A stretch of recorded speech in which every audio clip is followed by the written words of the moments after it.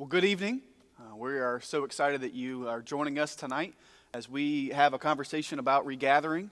We want to, as we come back, whatever form that looks like over the next few weeks and months, we want to make sure that we're equipping you and thinking through all that this is going to entail. And we want to use this time tonight to not just look forward, but to look back a little bit, to talk about this time, to think about maybe some of the ways that God has taught us and has changed us and grown us as a church family. Dr. York, it was 10 weeks ago tomorrow that you put out the first video that we made in this saying, we're canceling services, we don't really know what's coming. In some ways, it doesn't seem like 10 weeks, and in some ways, it seems like it's been years since that happened. It does. It seems an eternity ago. What's funny, you look back on it now, and it was somewhat controversial. You know, people are like, wow, maybe you're doing this too soon and reacting, and nobody knew how you just didn't know anything, honestly.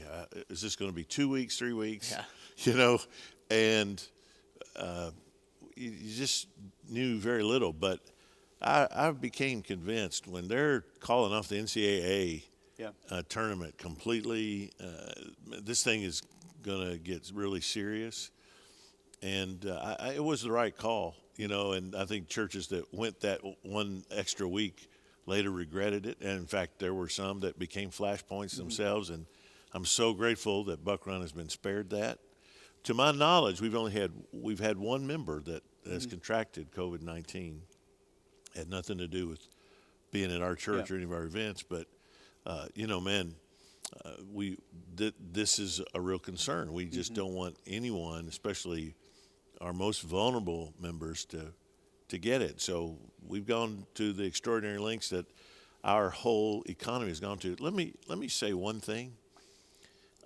This has been a major disruption and a bother, and it has cost us as an economy literally trillions of dollars. Our national debt has gone up and is going to continue to go up. I don't see any way around that. But look at it this way. This has forced us to say we put a premium on life. Yeah. Now, I want us to use these same arguments, basically. What are the arguments for, say, abortion? Well, you know, my body, my choice. Boy, that went out the window real quick, didn't it? Nobody's walking around going, my body, my choice. You know, I don't have to go by these rules. I don't have to wear that mask. You know, even if I have COVID-19, I should be free to go where I want. My body, my choice. Well, those people got quarantined real quick, you know, with a sheriff deputy outside the door. I want us to see that there are some good things that can come out of this, the value of life, humanity created in the image of God. So, you know, let's use it that way. Moving forward, now we've got something to point to and say, look at this. Our society put a premium on the value of life, and it's been really hard. It's been difficult, and we really don't know where the effects are going to end. It's going to be a while even yet. So as we come back together, like everything else, it's not going to look like it did, March the 8th. It's going to be very different for a while. I think about your time as a pastor. You're a seasoned pastor. You've pastored churches. Seasoned, what a nice word. Seasoned. You've pastored churches through a lot of stuff, through building projects, all sorts of things. How was this a new challenge for you? What was it like pastoring during a pandemic? It's something you've not done before. I get emotional talking about it, but I'll just never forget. You know, I've taught pastoral ministry at Southern Seminary for 23 years. It's probably my favorite class. I feel like I know something about pastoring, growing up in a pastor's home, pastoring really virtually every size church. There's not much I see that I've not seen before. Not many things rattle me. I rarely have the feeling like, you know, you just aren't equipped for this. Buddy, Good Friday at Edith Clark, Bill Clark's wife's funeral. I looked at him. Man, I've known Bill now for 16 years. I love Bill Clark. I couldn't hug Bill Clark. Our church could not gather around him and shower our love and affection on him. And I stood there thinking, I have no clue what I'm doing. I don't know how to do this. I've used my physical presence in pastoring to comfort, you know. And I couldn't hold my brother while he grieved the death of his wife. So, you know, it was challenging. I've had several funerals during this time. They've all been hard and awful, and it has made me realize that, okay, I've had to learn different ways to express my sorrow with someone, my condolences. We've had to learn different ways to connect as a church. You know, Zoom is not satisfying. It's just not. No. I've spent more hours on Zoom during these past 10 weeks or whatever it is than I ever wanted to. But hey, it's better than nothing. Yeah. And that's what we've had to do. We have figured out a lot of things that are better than nothing. There are churches I know some churches that just said, okay, we think that the church can only do ministry when they're gathered, and therefore we'll see you when this thing's over. And they've not done online teaching or anything. I think it's a huge mistake that they've made, because if my choice is to offer our people something to be in the Word and to be connected with one another instead of nothing, then the choice is easy for me. I'm going to offer something. It's not as good as what we're accustomed to. It's not a replacement. It is not a replacement, but it's better than nothing. And I think it's kept us together in marvelous ways. And man, our folks have been so encouraging. The emails, the calls, the text, just the words of affirmation that you guys are killing it. Man, you guys are working so hard. Thank you for all that you're doing and putting up. And I'm so glad our folks have noticed, and I really want to give the credit to you guys and the rest of our staff who have just worked your tails off. I'm so grateful for you, and you have figured out ways to do it. My first instruction, I'll never forget that day in my office when we shot that first video that said we're going online Sunday. As soon as that was over, I did that in one take. You know, it was not written out or anything. You do most videos in one take. It was just The rest of us don't. coming out of my heart. But I remember talking to you guys, and we're like, "What's this going to look like?" And I just said 3 words: communicate, communicate, communicate. Mm-hmm. Yeah.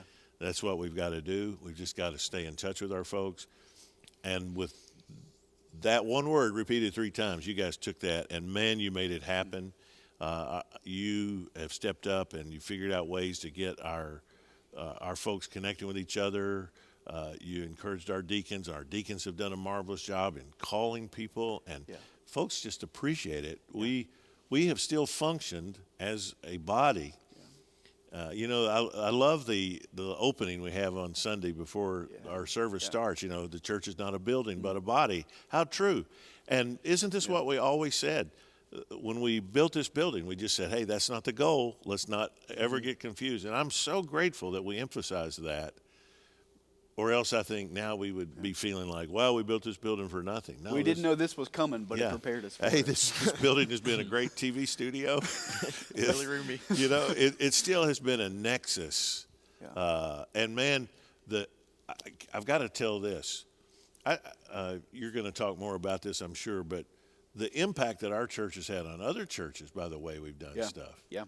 The drive-by Annie Armstrong offering, not only did we raise a record Annie Armstrong offering of $30,000, which is in itself great, phenomenal, our highest ever. You came out. Not everybody came out. A lot of you sent it in, and that's great. Please don't hear me saying that you did anything second class. But the people who came out and just the joy on faces as we stood there all day, man, I was hurting by the end of the day, just standing there and having energy and greeting everybody all day. But when people out there saw that video, other churches, you know, Annie Armstrong had sort of just gotten pushed to the side with the pandemic coming and churches going online, and they weren't talking about it. That made Baptist Press. It was on SBC this week. The video released. Ben Bennett's pictures were fantastic. He did a great job that day filming it and shooting it. And get this, that was used all over North America to other churches copied that. They saw that. Kevin Ezell, president of NAM, tells me that it made the difference in millions of dollars. Millions. That's astounding. That by our example, we became like the churches of Macedonia that Paul talked to the Corinthians about, that first gave themselves. And, man, you did that. And by your giving that day and others seeing that, it gave others ideas. And some churches just copied it wholesale and said, hey, let's do that. Others nuanced it, massaged it, and came up with other things that worked better for them. But what it did is it put the Annie Armstrong offering back in the conversation in Southern Baptist life, and it made the difference in millions of dollars. I don't know that you guys know this one.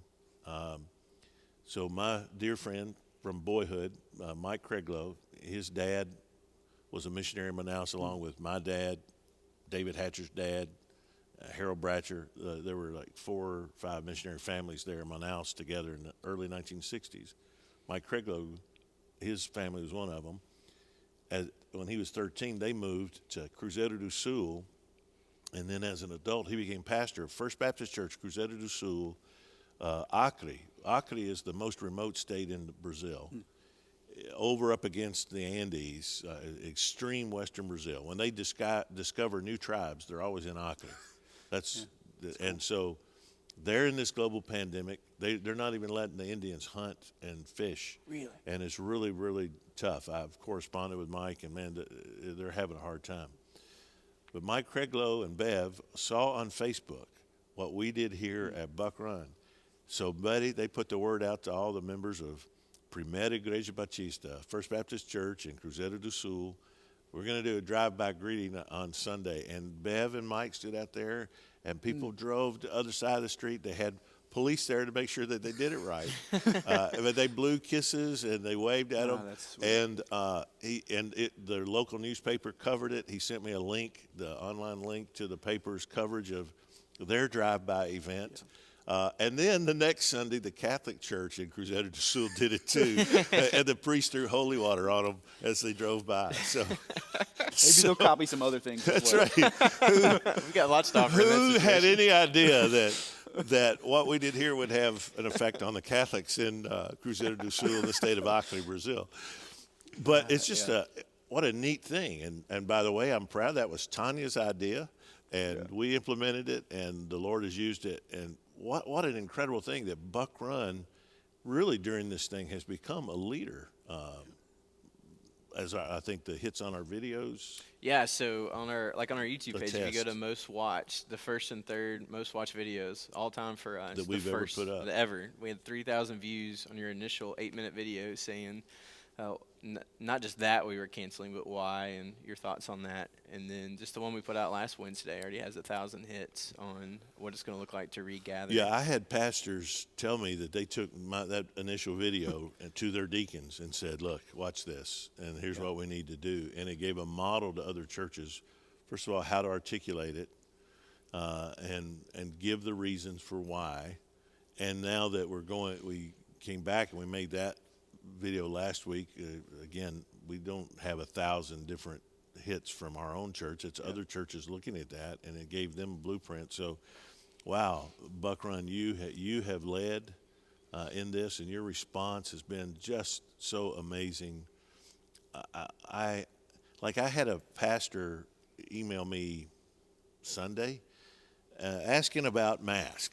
All right, now we're asking everybody when we come back together to wear a mask.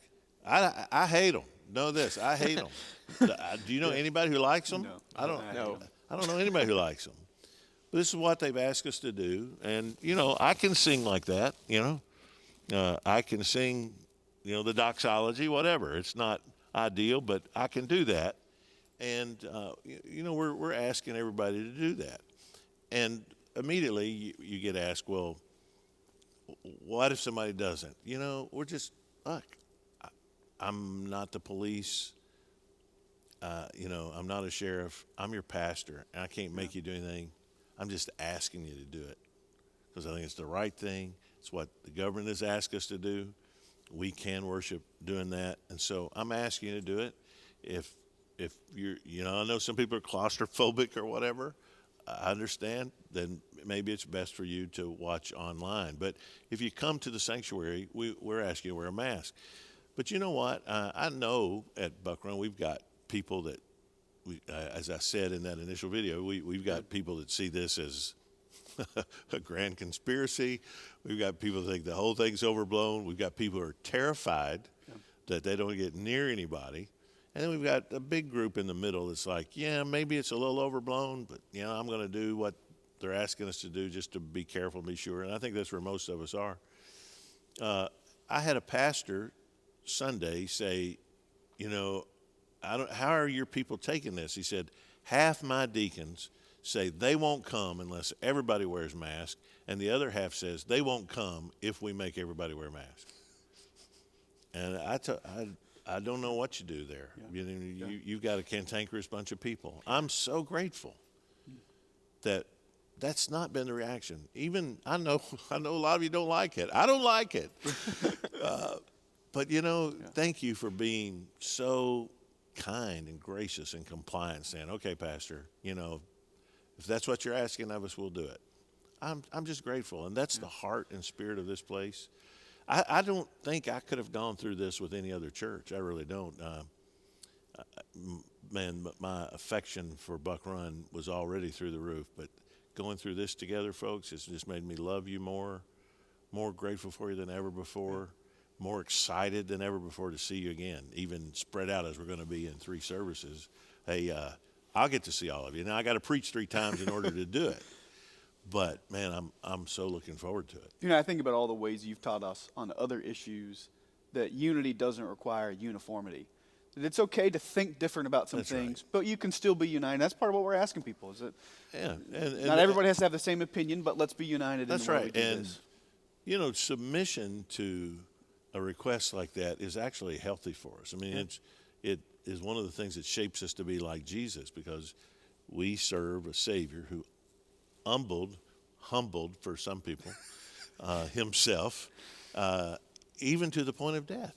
Yeah. Submission is part of the character of Jesus. And so it's okay if you go, I don't like this, but hey, I'm going to submit to it. Thank you. That's a Christ-like thing to do.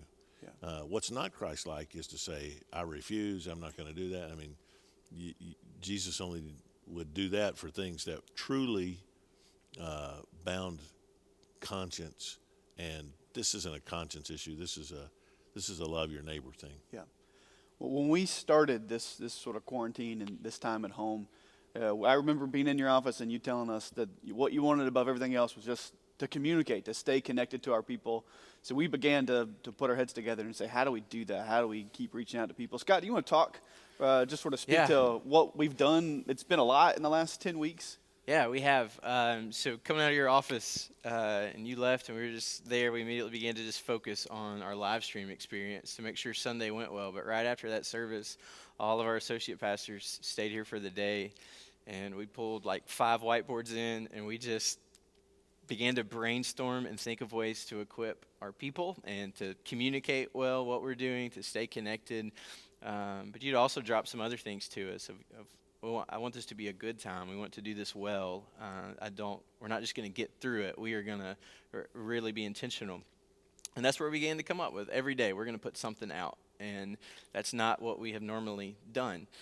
So we were able to come up with ideas of ways to be more intentional with our missions partners, knowing that, especially at that time, our international partners who had already been dealing, because this issue, COVID, was just getting to the States later than it had, say, around East Asia and South Asia. We had partners being moved. We had lots of different issues there. So ways that we could connect and love our missionaries well, to pray for them.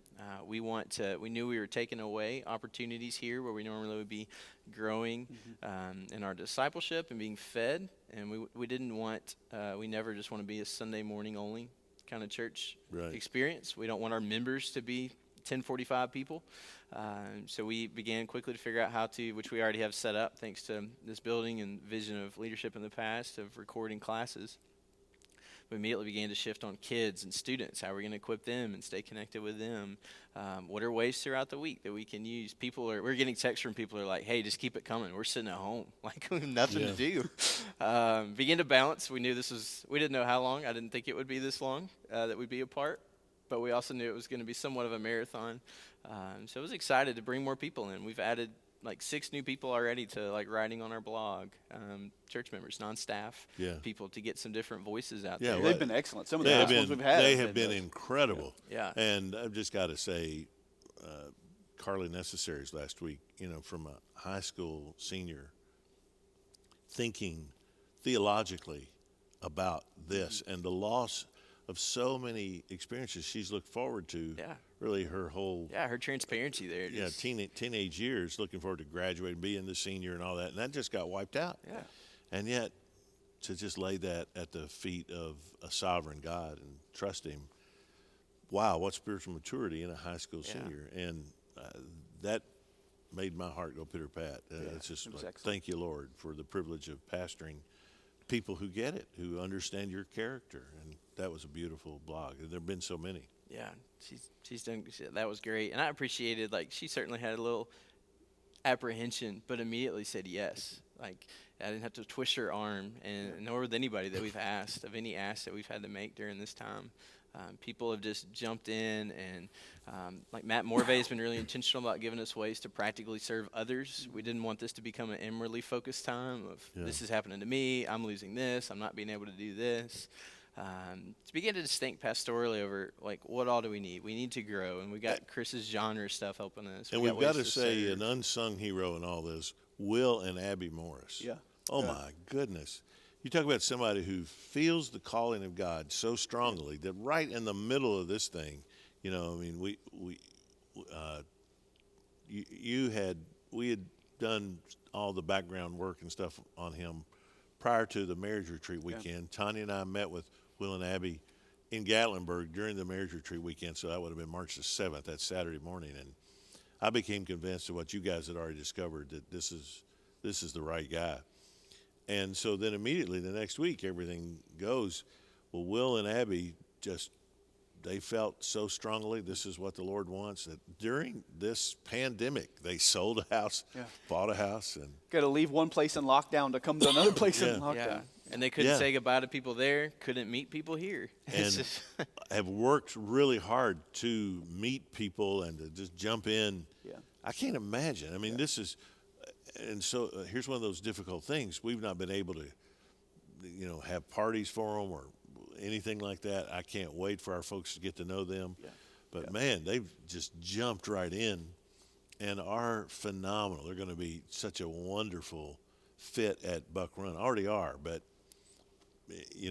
once we can get a little more normalcy in our ministry, it's going to prove even more effective. So I'm really in awe of those two, how they adjusted so well right in the middle of this thing. Yeah, for us, him coming in, so we had gone through a few weeks of, we had exhausted all of our ideas and creativity, and then Will just brought a new ideas, new enthusiasm. Jumped right in, started doing student worship. He and Adrian multi-talented guy. Worship. Oh, yes, we're using him all over the place. He's a musician. He knows video editing and that kind of thing. And we had told him, like, your focus is students, and you come, and this is happening, and he's going to get to that, back to just being focused on students, but has been able to jump in, like all of our staff members, and doing all kinds of stuff that we had no idea how to do, like editing video. Like you've said over and over, we've turned into a production company, and that's what it is. We've put out 144 videos, equaling 70 hours of content since this started. Now, that is amazing, 144 videos, 70 hours of content. Some of those are hour-long teachings. Some of those are 2-minute love your neighbor quick hits. And the little doctrine of the week stuff. Doctrine of the week, That's been fun. We appreciate a lot of some of this has come from ideas from people like, hey, have y'all thought about this? And now often the answer was no, thank you. It's been helpful. But in all of this, wanting to love our people and shepherd them during this. And there's always times after any event or program or anything that we do, a big part of my role is to look back and how can we do it better, how can we learn from this. And there's certainly things that we would tweak and do different if we ever had to. I hope we don't, but if we ever went into this again, I'm really proud of our staff and our church of how people have responded, how we quickly moved. There are tech, Steve Cottingham being the leader of a lot of this. My but goodness. I'd like to know how many hours I don't think you want to know. Steve has spent Yeah. here at the church. Yeah. And he had a birthday this week, and Happy just so birthday, faithfully Steve. serving here along with lots of other people, and to do it in a socially distanced way. And we Yeah. can't have as many people here on Sundays as it would have been. No. So asking people to do more and more, but there's lots of people hard at work, all for. I really think the glory of God and the betterment of His church here at Buck Run, and as we've already talked about, the betterment of other churches. So your videos have led to lots of conversations with us, with other pastors. Just after your video last Wednesday, I was talking to a pastor in California for 45 minutes on Friday, and of thinking through and how we're doing this and trying to learn from each other. I'm just really proud of our pastoral team, our staff, and our church. Yeah, well, we've led from the front. We've not tried to play catch up, and that's just not a position you want to be in as a leader. You really want to be able to see what's coming and prepare for it. And I think you've done it. Our church has been cooperative, and the Lord's been gracious. He's protected us. Like I say, we've not had many of our members get this. We've had the typical stuff happening during this. People falling and breaking hips and getting other diseases. But so far, I've only heard of one member That's right. getting COVID-19. And so we have been able to, see the Lord be gracious in that. Yeah, one of the great helps in that has been the deacons, as all the pastors have had call lists, but the deacons have had call lists every week. I think week 2 is when we were able to get that together and get them all on board. I've heard from so many people that just feel so cared for, not just from us, but especially when they're getting a call from a deacon. Or do you know how many calls? It's a lot of calls. I don't know. We're going through the church roll every 2 weeks. Every other week. It's I forget. It's like 700 something calls every 2 weeks. I've gotten several calls from the deacons like, "Hey, how you doing?" And I'm all right. If the pastor could just preach better sermons, I'd be happy. They've been so kind and gracious to check on us. Not take for granted that. Yeah, I've gotten calls. Even though I'm the senior pastor, that everything's okay with me. They call and how can I pray for you? What's going on with you? And man, that's just gratifying. Though the amount of time and work that they've put in, I've always loved our deacons, and this has just proven who they already were. They didn't make them into servants; they always served this way. It's been just really thrilled and thankful to the Lord for the way that they've helped us keep up with people. We couldn't make it through 700 calls in 2 weeks, but all of us together with the help of the deacons can, which has been amazing. I've heard from several churches who've contacted me and said, "Hey, we heard y'all are calling people. What's your system? How do you do it?" That has led them to say, we're going to use our deacons and our pastors and start doing the same thing. So just like the videos and everything else, in many ways influencing other churches to I think, do good things to help care for their people and care well. We're coming back this weekend. And 3 services, Saturday night 6, and then 9 and 11 on Sunday morning. Many of you have already RSVP'd. If you've not, I would encourage you to go ahead and you can do that now. That RSVP is on the app, it's on the website, it's on our Facebook. It's everywhere that you would get anything Buck Run. I had a lady stop by my house this morning, 8 o'clock this morning, walking in our neighborhood saying, "What time are your services Sunday?" And I told her, she said, "Well, my friend and I are going to be there at the 11 o'clock service." So, we've actually picked up viewers during this time, and I really think we're going to start sort of see a harvest after this of people that have just been able to sort of safely watch, and I mean that in 2 ways. They sometimes visitors in a church feel a little strange and set apart, and being able to just watch us online for several weeks and see what we're teaching, how we're doing, has been safe emotionally, but also physically. Yeah. So I look for some of those people to start showing up, and we hope to see a harvest there. Now, obviously, we don't know exactly what the future holds, right? We know we're coming back this weekend with all the measures in place we've talked about, asking people to wear masks. We'll seat people as they come in. We'll dismiss them by rows. We don't know how long that's going to last. We don't know what this looks like in 6 weeks, 6 months. next year. But what do you want our people to know about the future? There's a lot of things we don't know, but there are some things I think we do know. I have been on a lot of mission trips with folks from Buck Run, and I'm going to tell you a fascinating statistic. You know how many times I've had a problem with a member of Buck Run on a mission trip? Zero. Zero. Now, we've had other people from other churches go with us on these mission trips, and they are inevitably problematic. I could tell you stories about being up in the jungle in Brazil and one kid, drinking everybody's water, and, and the people who gripe and complain and all that. It's never Buck Run people. And one of the things that we always emphasize before we go on a mission trip is the word adaptability. The one thing I promise everybody before a mission trip, especially in Brazil, whatever we plan, it's not going to be that way. I can tell you that. It's always different on the ground. Things happen. Stuff breaks down, or you have opportunities that you didn't know were coming or whatever.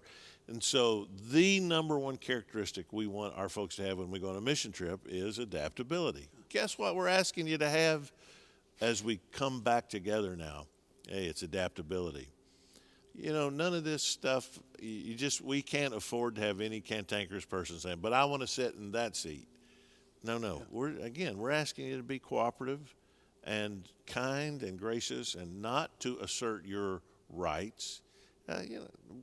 Sit where we ask you to sit. Don't be climbing over people.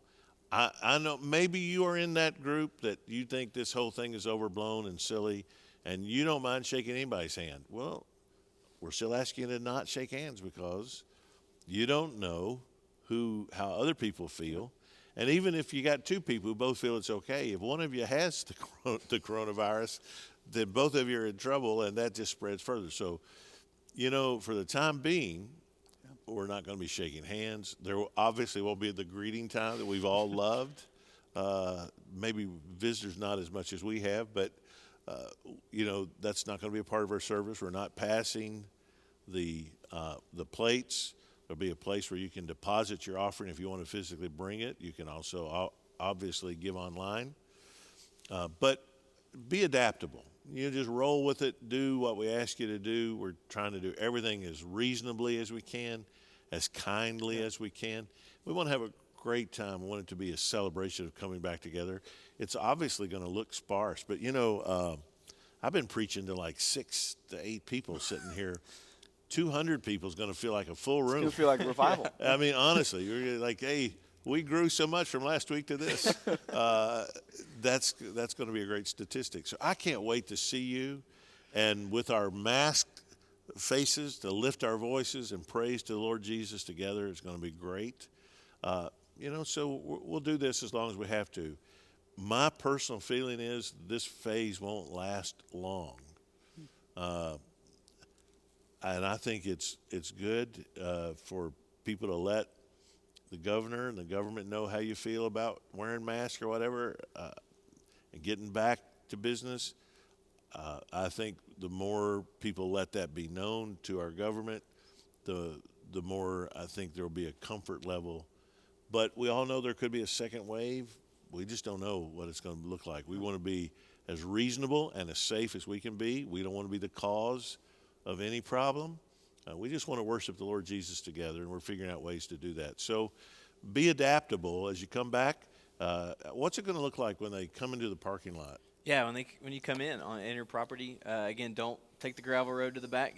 We've got plenty of parking right by the building. There'll be some people to help you, point you in the right direction to park. There's 2 specific doors they have to come in. Yeah, right? You'll come in through the lobby doors, not the portico doors. Again, we won't have the ability to drop off people. You need to park and enter as a family, so keep that in mind. If it's raining, all those type things, you will not be able to drop off at the door. You'll enter through the lobby, and there will be... What time do doors open? They're going to open 15 minutes before each service. So it'll be 5:45, 8:45, and 10:45. Okay. And then it's it won't be complicated. There's tons of signage and lots of volunteers. So just listen and look for smiling faces with name tags, but listen Yeah. to them and they'll walk you in. And resist that urge to hug somebody. Yes. I know. I mean, man, I'm missing hugs. Yeah. I just am. If Matt Morvay can do it, anybody else can do it. It's been harder for him than anybody else. If Matt can do it, everybody else can. You know, there are just certain people that every time I see them, I get a hug from them, and Yeah. I love that. You know, that's who we are. It's who I am. But we can't do that. You know, we're just gonna have to do this when you look at each other. Oh man, it's so good to see you, and some visible expression without communicable disease being transmitted. We can't do it. Yeah. So you'll walk through the lobby into the sanctuary, and Chris and myself will actually be letting you know where to sit. But again, just come and follow the signs and the volunteers, and it will. I'm really excited. I mean, there's a lot of unknowns still, and we have a good plan now, so that's taken a lot of unknowns out of it. But I'm excited to not just sing with 6 people in the Yeah, sanctuary. you'll notice there are no arms on our seats anymore. Yep. We've taken the arms off the seats, so there's less to touch and put hands Less on. to clean. It's easier to move too, as well. Less to clean. That's right. There won't be any doors you're going to have to touch. That's right. All the doors are going to be propped open at the appropriate times, and we're going to make it as easy on you as we possibly can, and to be safe. We can start doing hashtag healthy at church. We want to be healthy at church. Yeah. Well, as we bring our conversation to a close, I want to ask you about what you think the Lord might be doing in this. There'll be time, 6 months, 2 years down the road when we're really on the other end of this to really look and say, what might God be teaching us in this? But as you've been leading us through this and been praying and seeking the Lord, what do you hope that God's doing in us? Or what do you sense that maybe he's doing in us as a church? Well, I think the Lord is definitely focusing us on him. Every time God sends a plague in the Bible, it's always to turn people toward him. I mean, even that passage we all know about, if my people, will, who hear my voice will turn from their sin and pray. That's in response, he says, if I send the plague. Yeah. And so here's a plague that's come upon us. Let it turn our hearts to the Lord. Yeah. Let it make us focus on him, his lordship in our life, his sovereignty, our absolute and complete dependence on him. So, when we come through this, I want it to be one of those times we look back and say, oh man, that was when the Lord really spoke. I really believe we have the opportunity here. It's going to do one of two things. Either we'll look back at it and go, man, that's the time we lost momentum. We had all this momentum going, and then that happened. And, I don't believe that's going to be the case. I think this is the time where there's sort of a gravitational pull that slings us into the future. It's like a satellite going around the planet. It picks up momentum. And I think this thing will help us pick up momentum because, first of all, hasn't it focused us on what's really important? I mean, these are matters of life and death. And what a blessing to get to be at home with someone I love instead of in an ICU on a ventilator. And I've just tried to look at it that way. Remember, I've told you before about changing your reference point, that you can't look at, oh man, it's not like it used to be. No, change the reference point to what it could be if it were not for the grace of God. Man, doing what we're doing, this is so much better than if our church lost 100 members because of the coronavirus. So let's see God's grace in it. Let's take all the little mercies along the way that he gives us. I think there's a camaraderie. I mean, Chani and I live down in South Frankfurt, near the Capitol, and we walk. People out walking up by the Capitol, they had the tulips, now they got different flowers out up there by the Capitol, and people are always strolling up there. And they're just so easy to engage in conversation now. Yeah. It's like, hey, we've come through something together. Mm-hmm. We have this common bond. What gospel opportunities are going to come out of this? Hey, how did you go through the coronavirus isolation? And man, that's going to open doors of opportunity for you to say, did it make you think about the ifs. What if? Did it make you think about eternity? What's on the other side of death? And there are going to be so many gospel conversations that we can have as a result of this, because we all went through it. Yeah. We all had to think about it. And man, we've got the answers. And so I'm praying that the Lord uses this in a great way, not just in our church, but in our nation. Furthermore, and Facebook never had so much preaching on it as it has had. Yeah. Think about this. I mean, I go home on Sunday afternoons, I open up my Facebook, I just scroll through, and there's a bunch of preachers. Some of them I know, some of them I don't, sitting there at a table with a Bible open. I'm like, hallelujah, man. The people are hearing this, and the Lord in his sovereignty can have anybody stop at any one of those and hear the gospel and use it to save them. So I think there's just great opportunities that are going to come out of this. I think we're going to be a stronger church. Your commitment to give during this time, even though you're not here, you know, I learned a long time ago that the people who just give because they're there, you know, in a time like this, you don't hear from them. But man, the people who are really committed, the tithers, the regular givers, it's a part of their budget and their thinking. They're going to give no matter what. And you have done that. We're just so grateful. We have taken incredible precautions along with our finance committee. We've cut our budget by what percentage? 15% so far. 15% so far. We anticipate more. We're doing everything we can to make sure that we're responsible. But man, thank you for your faithfulness in giving. So I think the Lord has used that as well. And he's focused us on what's really important. And I think that's only going to contribute to the health of our church for years to come. Yeah. Well, we're so glad you've joined us tonight as we've sort of talked about what the Lord's done and what he's going to do as we prepare to gather back. Again, if you've not RSVP'd for this weekend services, we ask you to go ahead and do that. Help us plan and know who's coming. We're so thankful for the way, just as Dr. York said, the way that you have been faithful throughout this to serve and to give and to remain committed to the same things we've always been committed to, even when we can't be together.